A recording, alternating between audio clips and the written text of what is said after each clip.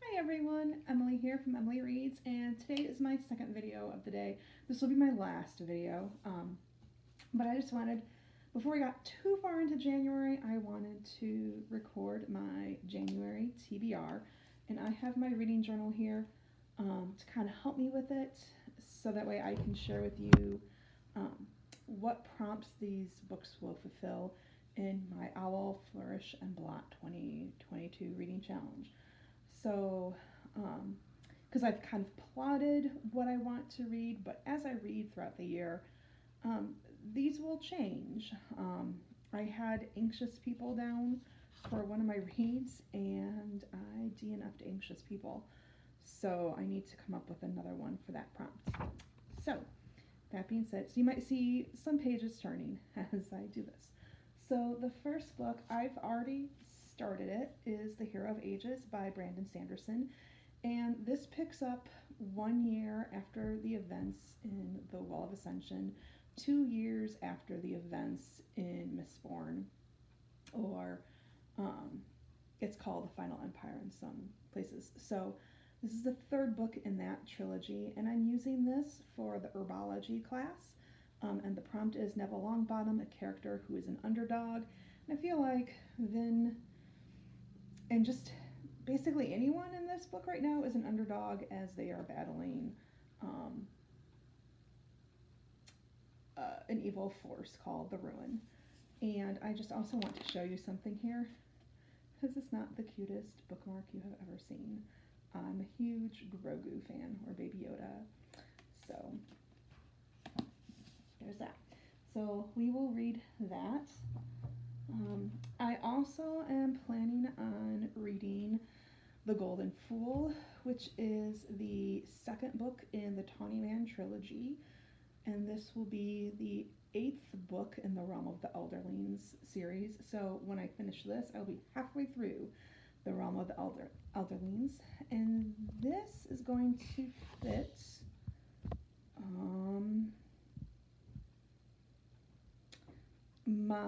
for Care of Magical Creatures. This will fit the prompt that includes a magical creature, and there is a dragon in this.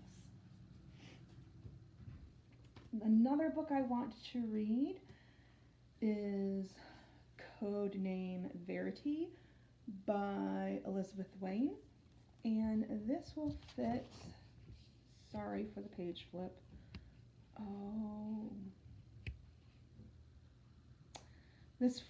this fits a historical fiction prompt. I just don't know the official title of it. But this is a young adult novel, and it's the Michael L. Prince Award for Excellence in Young Adult Literature. It's an honored book. And the back says, on October 11th, 1943, a British spy plane crashes in Nazi-occupied France. Its pilot and passenger are best friends, but just one of the girls has a chance at survival. Arrested by the Gestapo, Verity is given a choice: reveal her mission or face a grisly execution. They'll get the truth out of her, only it won't be what they expect. I love books about World War II, so I'm excited to be reading this. And then the next book is a book that I've had for quite some time, and this is called The Shrews Bridal by Minette Walters, and this fits the prompt of, I just had it, under divination, unfogging the future, a mystery or a thriller. So this book, so Matilda Gillespie, the death of Matilda Gillespie shocks the English village of Fontwell and sets local tongues wagging.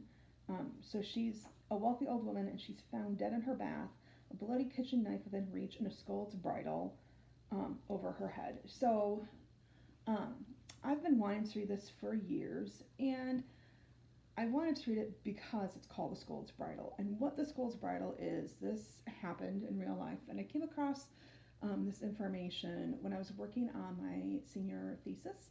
So I was an English education major in my undergrad, and I was working on a paper comparing The Taming of the Shrew and Who's Afraid of Virginia Woolf.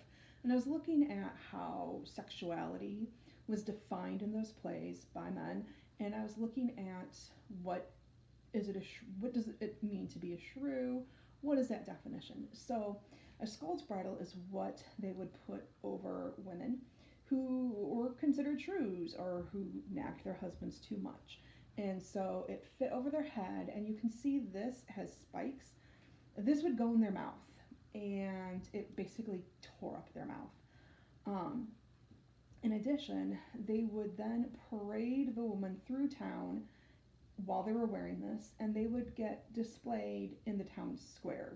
They would have to stand in the stocks in the town square for the day.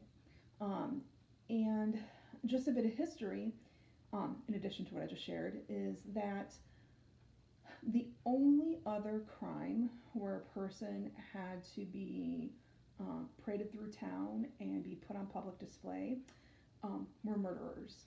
So back in medieval times and in the early Renaissance, they thought that if you were a nag, if you're a wife who nagged her husband, that that was as serious of a crime as committing murder. Lots of problems with that. So that's so the reason why I wanted to read this book is just the ties, just from that piece of history of what I have with researching my senior thesis. Then the last book I have, I don't know if I'll read this. I kind of was looking for some light fluff. Well, it's not light fluff, I guess. Is Shadow and Bone by Leigh Bardugo. I have not read anything by Leigh Bardugo. I do have Six of Crows and Crooked Kingdom in my reading challenges for the year planned. I was at the library. It was out on display, and so I picked it up. Like I said, I have not read anything by Leigh Bardugo, which means then that I'm waiting to watch the Netflix series. So who knows if I will read this month. I wanted to have 5 on my TBR.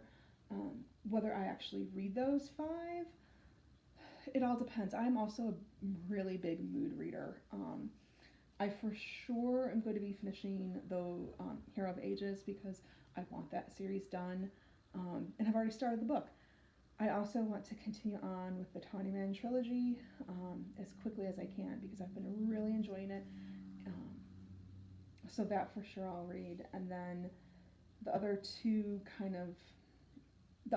non-fantasy, they might change depending on my mood because I know for sure I probably will need something to break up the big chunky fantasy, but those are what I have planned so far. So let me know what you're reading, and if you like the content, please like and subscribe. Thanks so much. Have a great day.